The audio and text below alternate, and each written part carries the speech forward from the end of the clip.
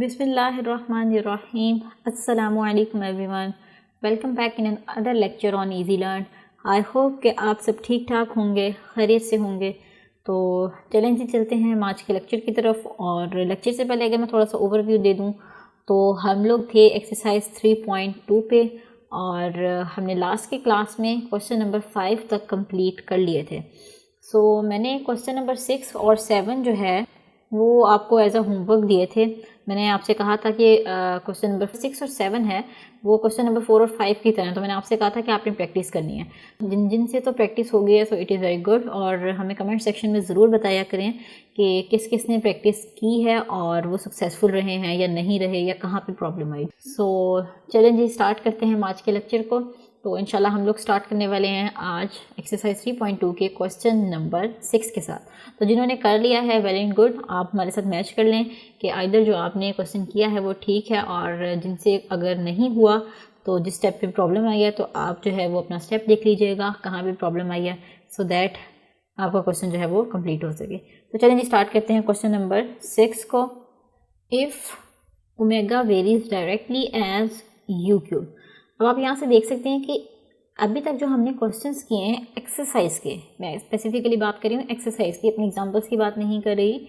Exercise में अभी तक जो हमने क्वेश्चन सॉल्व किए आप देख सकते हैं कि उसने जो है वो ज़्यादातर हमें मेंशन करके बताया था, एक्सेप्ट क्वेश्चन नंबर 1। उसने हमें हर जगह पे मेंशन किया था y is directly proportional to x, r is directly proportional to t, यहाँ भी और यहाँ भी।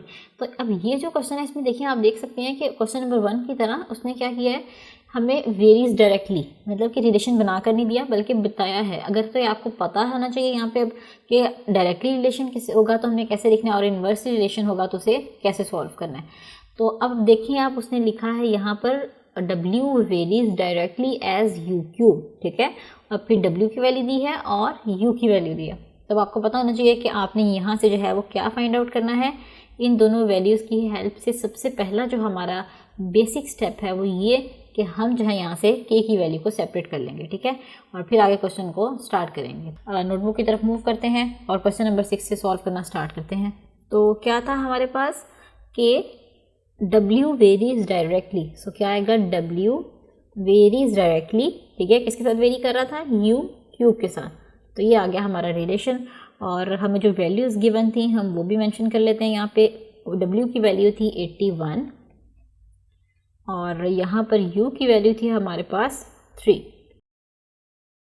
तो ये आ गया हमारा मेन रिलेशन। तो अब हम क्या करेंगे कि यहाँ से जो वेरीज का साइन है इसे रिमूव करेंगे तो क्या आ जाएगा हमारे पास, W is equals to K U cube. तो इसे फ़ौरन से हमने नेम दे दिया इक्वेशन नंबर 1 का। तो हम यहाँ से जो है वो k की वैल्यू फाइंड आउट कर लेंगे। तो W is equals to 81 equals to k और क्या है U क्यूब की जगह 3 आ जाएगा और इसका है क्यूब। ठीक हो गया यहाँ तक, सिंपली मैंने वैल्यूज़ पुट की हैं। तो अब हम सॉल्व कर लेते हैं। 3 का क्यूब होता है हमारे पास 27, तो ये आ जाएगा 27k और यहाँ पर आ जाएगा 81। तो अब हम k की वैल्यू को सेपरेट कर लेते हैं। तो ये आ जाएगा 81 divided by 27 is equals to k। तो यहाँ से जो है हमारे पास k की, इसको जब आप सॉल्व करेंगे सिंप्लीफाई करेंगे तो ये 3 आ जाएगा हमारा आंसर। तो यहाँ से हमारे पास क्या क्लियर होगी एक बात कि k is equals to 3। Now I am putting this value of k कहाँ पे मैं पुट करूँगी, इक्वेशन 1 में, ताकि w और u की फॉर्म में इक्वेशन आ जाए मेरे पास। अब इस k की वैल्यू को पुट कर रही हूँ मैं इन इक्वेशन नंबर 1। तो इक्वेशन नंबर 1 क्या थी, w is equals to K U cube. तो w is equals to k की जगह क्या आ जाएगा 3 और u cube as it is. ठीक हो गया। तो ये थी जी हमारी रिलेशनशिप इक्वेशन। तो जैसे ही हमारे पास ये इक्वेशन आएगी k की वैल्यू पुट करने के बाद, तो इसे हम हमेशा नेम दे लेते हैं अपनी सेकंड इक्वेशन का, क्योंकि इस इक्वेशन का यूज़ करते हुए हमने फर्दर मूव करना होता है। तो अब देखते हैं कि हमने किस साइड पे मूव करना है, क्योंकि क्वेश्चन की स्टेटमेंट में जो हमसे डिमांड कर रहा होगा हमें वही फाइंड आउट करना है। So second part is find w। क्या फाइंड करना है, इसमें से w फाइंड करना है और u की वैल्यू जो है वो गिवन है, दैट इज़ 5। सो w हमें फाइंड आउट करना है यहाँ से और u की वैल्यू थी हमारे पास 5। तो अब ये जो वैल्यूज़ हैं ये मैं पुट कर रही हूँ इन इक्वेशन 2। ये मैं बार बार मेंशन कर रही हूँ इक्वेशन 2 में, तो लेकिन आपने यहाँ पर लिखना है कि now putting the values of u in equation 2। क्या आ जाएगी हमारे पास equation 2, w is equals to 3 into u की जगह क्या आ जाएगा 5 और इसका है q। तो यहाँ से जो है हमारे पास w की वैल्यू निकल आएगी। तो सॉल्व करने के बाद हमारे पास w की वैल्यू आ जाएगी 375 और यही हमें फाइंड आउट करना है। ठीक है, बस इतना सा हमारा क्वेश्चन था कि हमें w की वैल्यू फाइंड आउट करनी है। और वो w की वैल्यू कैसे निकलेगी, सबसे पहले हम k की वैल्यू को निकालेंगे, फिर हम अपनी रिलेशनशिप इक्वेशन बनाएंगे और उस रिलेशनशिप इक्वेशन को यूज़ करते हुए हम w की वैल्यू को फाइंड आउट करेंगे। तो ये था जी हमारा question. So question number 6 complete हुआ। आप देखते हैं क्वेश्चन नंबर 7 को। तो क्वेश्चन नंबर 7 में अब आप देखें कि इन्वर्स वाले जो क्वेश्चन हैं वो स्टार्ट हो रहे हैं, क्योंकि आप देख सकते हैं कि y वेरीज इन्वर्सली है। यहाँ तक जो अभी हमने क्वेश्चंस किए वो सारे डायरेक्टली किए थे, तो यहाँ से जो क्वेश्चन स्टार्ट हो रहे हैं वो कौन से स्टार्ट हो रहे हैं, इन्वर्सली के। y वेरीज इन्वर्सली क्या मतलब, y is directly proportional to 1 over होगा। ठीक है, और किसके है, एज x। जैसे ही वेरीज इन्वर्सली आए तो आपने फ़ौरन से डायरेक्टली प्रोपोर्शनल वाला साइन लगा के 1 ओवर कर देना है। और वो किसके साथ कर रहा है, x के साथ, तो आपने वो नीचे मेंशन कर दिया। ठीक है, तो जैसे ही वेरीज इन्वर्सली आएगा तो आपने उसकी जो रिलेशन है वो बना लेना है। तो अब क्या कह रहे हैं सेकंड पार्ट में, देखते हैं कि करना हमें क्या है कि y की वैल्यू और x की वैल्यू गिवन है। सॉल्व करने का प्रोसेस मैं बारहा मेंशन कर चुकी हूँ कि डायरेक्टली और इन्वर्सली मेथड, जो सॉल्व करने का मेथड है वो बिल्कुल सेम है, कोई भी फ़र्क नहीं है, सारे वही स्टेप्स हैं। सिर्फ फ़र्क इस चीज़ में आता है कि वो डायरेक्ट में है और ये इन्वर्स में है। तो चलें जी क्वेश्चन नंबर 7 को स्टार्ट करते हैं। ये हमारे पास दो वैल्यूज़ गिवन है, y की भी और x की, और हमारे पास रिलेशन क्या था, y वेरीज इन्वर्सली। जैसे ही इन्वर्सली बोला डायरेक्टली पोर्शन का साइन लगाया और 1 ओवर कर दिया। ठीक है, अब किसके साथ इन्वर्सली वेरीज कर रहा है, विद x। ठीक हो गया यहाँ तक। अब हमें ये जो है वेरीज का साइन रिमूव करना है। तो जब वेरीज का साइन रिमूव करते हैं तो प्रोपोर्शनैलिटी कांस्टेंट जो है वो मल्टीप्लाई हो जाता है। अब आपने देखना है कि इन्वर्सली में भी मल्टीप्लाई हो रहा है और डायरेक्टली में भी मल्टीप्लाई हो रहा है। सो इससे फ़र्क नहीं पड़ता कि आपका जो रिलेशन है वो डायरेक्टली है या इन्वर्सली है। बस जैसे ही आपने ये प्रोपोर्शनल का साइन रिमूव किया तो इक्वल लगा दिया और साथ में ही प्रोपोर्शनैलिटी कांस्टेंट को मल्टीप्लाई करवा दिया। हमेशा मल्टीप्लाई होता है, प्रोपोर्शनैलिटी कांस्टेंट डिवाइड नहीं होता। तो ये था जी नीचे x, और हमें इसमें से क्या फाइंड करना है, एज यूजुअल जो अभी तक हम करते आए हैं कि फर्स्ट स्टेप में आप देख सकते हैं कि y की वैल्यू भी गिवन है, x की वैल्यू भी गिवन है। तो हम क्या फाइंड कर लेंगे यहाँ से, k। तो k के लिए क्या करेंगे, y और x को भी दूसरी साइड पर ले जाएं और यहाँ पर आ गया k। तो नाउ पुटिंग द वैल्यू, यहाँ पे आपने मेंशन करना है कि putting the values of y and x in equation 1। ठीक हो गया यहाँ तक। तो इक्वेशन 1 में मैं वैल्यूज़ पुट कर रही हूँ। तो ये आ गया मेरे पास k इज़ इक्वल्स टू, मैं k को बस इस साइड पर लिख रही हूँ, कुछ भी नहीं मैंने किया। और y की क्या वैल्यू थी 7 और मल्टीप्लाई x की क्या वैल्यू है 2। तो अब आप देख सकते हैं कि यहाँ से इजीली हमारे पास k की वैल्यू निकल आई। तो जब हमारे पास k की वैल्यू निकल आई, इसे हम पुट करेंगे हमारी main equation, that is equation number 1। k की वैल्यू पुट करेंगे इन इक्वेशन 1। क्या थी हमारे पास, y(x) is equals to k। So ये इक्वेशन नहीं थी, इक्वेशन जो हमारी थी वो थी ये वाली। ठीक है, सो इसे मैं नेम दे रही हूँ इन इक्वेशन ए। अगर आपसे ये हो गया है कि आपने इसको 1 मेंशन कर दिया, जैसे कि अभी मेरे से हुआ, so it's not an issue. आपने क्या करना है, सिंपली बस यहाँ पे जो है कोई भी इक्वेशन का नंबर मेंशन कर सकते हैं। सो इससे प्रॉब्लम नहीं है बिल्कुल भी।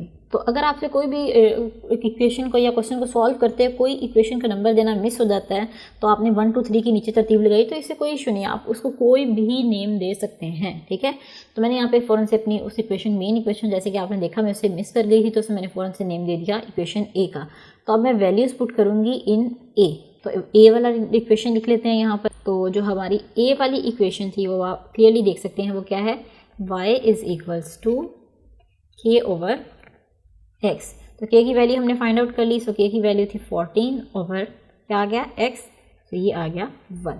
तो जैसे ये वाली इक्वेशन आएगी इसे हम नेम दे लेंगे, अब इक्वेशन 2 का नेम दे लिया हमने यहाँ पर। ठीक है, तो अब रिलेशनशिप इक्वेशन आ गई है। अब चलते हैं अपने क्वेश्चन की तरफ कि नेक्स्ट हमें क्या करना है। So the next part is we have to find the value of y। देखिए, find y when x is equals to 126। x आ गया 126, x इज़ इक्वल्स टू 126, और यहाँ से हमें क्या फाइंड करना है, y की वैल्यू को। तो सॉल्व कर लेते हैं इसे मैं पुट कर रही हूँ, ये दोनों वैल्यूज़ x की वैल्यू को पुट कर रही हूँ इन इक्वेशन 2। फिर मेंशन कर रही हूँ कि जब भी मैं ये वाला साइन लगा के मेंशन करती हूँ तो इसका मतलब होता है कि आपने वो स्टेटमेंट यहाँ पर लिखनी है कि putting the value of x in equation 2। Alright, so ये बन जाएगा हमारे पास y इज़ इक्वल्स टू 14/126। ठीक हो गया। इसके बाद जो है आपने इसकी कटिंग कर लेनी है, 14 के टेबल पे कट हो रहा है तो ये मेरे पास y की वैल्यू यहाँ से निकल आएगी 1/9। और यही थी हमारी वैल्यू जो हमें फाइंड आउट करनी थी। तो इसी के साथ जो है हमारा क्वेश्चन नंबर 7 कंप्लीट हुआ। हम चलते हैं अब अपने नेक्स्ट क्वेश्चन की तरफ। नेक्स्ट क्वेश्चन में क्या है, question number 8 is y is, अब देखिए अब यहाँ पे उसने डायरेक्टली वही रिलेशन दे दिया जो हम पहले गिवन किया होता था, मतलब कि हमें इसे बनाने की ज़रूरत नहीं है, हमें अंडरस्टूड है कि क्या रिलेशन है। इन्वर्स रिलेशन है, y की वैल्यू गिवन है, x की वैल्यू गिवन है, अंडरस्टूड है कि हमें यहाँ से क्या फाइंड करना है। तो अब क्या करेंगे कि आप इसे मेरे साथ सॉल्व करेंगे। तो आप भी अपनी नोटबुक और कॉपी पेंसिल जो भी आप यूज़ करें वो आप ले आइए फ़ौरन से और मेरे साथ इसे मिलके सॉल्व करें। तो चलें क्वेश्चन नंबर 8 को आप भी सॉल्व करें और मैं भी स्टार्ट करती हूँ। तो ये आ गया जी हमारे पास क्वेश्चन नंबर 8। जैसे कि आपने देखा कि इसका रिलेशन भी सेम वही है जो अभी हमने क्वेश्चन नंबर 7 में किया था। तो चलिए इसे स्टार्ट करते हैं। सिर्फ फ़र्क है y की और x की वैल्यूज़ में, अदरवाइज़ कोई फ़र्क नहीं है। स्टार्ट करते हैं। y is equals to k/x आ गया, तो यहाँ पे मैंने इसे नेम दे दिया इक्वेशन 1 का। तो अब मैं क्या करूँगी, यहाँ पे y की और x की वैल्यू को पुट कर दूँगी। तो यहाँ पे आपने मेंशन करना है पुटिंग द वैल्यूज़, फिर से मैं मेंशन कर देती हूँ एक दफ़ा, पुटिंग द वैल्यूज़ ऑफ, किसकी वैल्यूज़ पुट करेंगे, x and y in equation 1। Okay, so equation 1 में पुट कर देते हैं वैल्यूज़। क्या थी, y की वैल्यू थी हमारे पास 4 इज़ इक्वल्स टू k/x की क्या वैल्यू थी, 3। तो अब हमें यहाँ से क्या फाइंड आउट करना है, k की वैल्यू को। तो 3 को दूसरी साइड पर ले जाते हैं, मल्टीप्लाई करा देते हैं। तो 4 × 3 is equals to k, so k is equals to 12। तो आपने क्लियरली देख लिया यहाँ पे कितना इजीली हमने जो है वो यहाँ से k की वैल्यू को सेपरेट कर लिया। जब k की वैल्यू सेपरेट हो जाती है तो हमें इसे पुट करना होता है अपनी इक्वेशन नंबर 1 में। So equation number 1 is y is equals to k/x। Equation 1 में पुट कर रही हूँ ये values, y is equals to k/x था मेरे पास। तो यहाँ पर k की क्या वैल्यू आ गई, 12/x। ये हमारी मेन रिलेशनशिप इक्वेशन आ गई और इसे हमने नेम दे दिया इक्वेशन 2 का। तो अब चलते हैं हम अपने क्वेश्चन की तरफ और देखते हैं कि नेक्स्ट हमें इस क्वेश्चन में क्या फाइंड आउट करना है। तो नेक्स्ट हमें फाइंड करना है, y गिवन है और हमें यहाँ पर x की वैल्यू को फाइंड आउट करना है। So y is equals to 24, y is equals to 24 and we have to find the value of x। तो मैं क्या कर रही हूँ कि जो मेरे पास y की वैल्यू आई है, आई am putting this value of y in equation 2। सो क्या आ जाएगा मेरे पास, 24 इज़ इक्वल्स टू 12/x। तो हमें इसमें से x को फाइंड आउट करना है, तो मैं इसे यहाँ पर ले जाती हूँ और 24 को यहाँ पर, तो इनकी जो जगह है वो रिप्लेस कर रही हूँ। तो ये आ जाएगा मेरे पास x इज़ इक्वल्स टू 12/24। अगर आपको ऐसे समझ में नहीं आ रहा तो आप एक और स्टेप भी यहाँ पर कर सकते हैं, और वो क्या होगा कि 24 multiply by x is equals to 12। हमें x को फाइंड आउट करना है, तो इसे हम एक साइड पर रखेंगे। तो 24 यहाँ पे मल्टीप्लाई हो रहा है, तो यहाँ पर 12 के नीचे आके क्या हो जाएगा, डिवाइड। तो मैंने ये स्टेप जो है वो डायरेक्टली कर दिया, इनकी पोजीशंस जो थी वो इंटरचेंज कर दी थी। तो ऐसे भी हो सकता है। तो अब जो है इसकी कटिंग कर लेते हैं। तो ये आ जाएगा हमारे पास 12 1 से 12 एंड 12 2 आर 24, और यहाँ से हमारे पास निकल आई x की भी वैल्यू, और हमें यही फाइंड आउट करनी थी। ठीक हो गया। तो ये था जी हमारी आज का लेक्चर, और आज के लेक्चर में भी हमने 3 क्वेश्चंस किए हैं। सो इंशाल्लाह जो हमारी नेक्स्ट क्लास होगी उसमें भी हम क्वेश्चन नंबर 9 से जो है वो स्टार्ट करेंगे। तो आप देख सकते हैं कि क्वेश्चन नंबर 9 तो बिल्कुल ही सिंपल है, बिल्कुल क्वेश्चन नंबर 7 और 8 की तरह। ठीक है, तो आपने पूरी कोशिश करनी है कि आप जो है वो क्वेश्चन नंबर 9 को सॉल्व करें। ठीक है, बाकी भी क्वेश्चंस को सॉल्व करने की कोशिश करिएगा, क्योंकि बिल्कुल सेम है। मैंने बताया कि सॉल्व करते वक्त फ़र्क नहीं आता, सिर्फ वैल्यूज़ जो आती हैं डिफरेंट उनका फ़र्क होता है, या जो रिलेशन होता है इसका फ़र्क होता है। तो रिलेशन यहाँ पे क्लियर है, इन्वर्स है, तो सॉल्व करने का प्रोसीजर तो वही रहेगा। तो ये थी जी हमारी आज की क्लास। इंशाल्लाह हम लोग मिलते हैं आपसे अगले लेक्चर में। तब तक के लिए आप अपना बहुत सारा ख्याल रखिएगा और हमें दुआ में याद रखिएगा। Stay tuned. अल्लाह हाफ़िज़। हैं।